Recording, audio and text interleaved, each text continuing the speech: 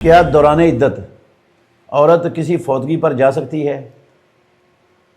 भाई, दौरान वफ़ात की इद्दत के दौरान औरत को किसी की तीमारदारी करने के लिए या किसी की बीमार पुरसी करने के लिए या किसी के मैयत का मुंह देखने के लिए जाने की इजाज़त नहीं है।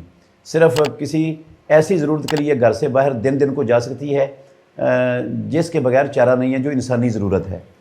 तो इस इंसानी ज़रूरत के अलावा जाना जो है ना, ये दुरुस्त नहीं है।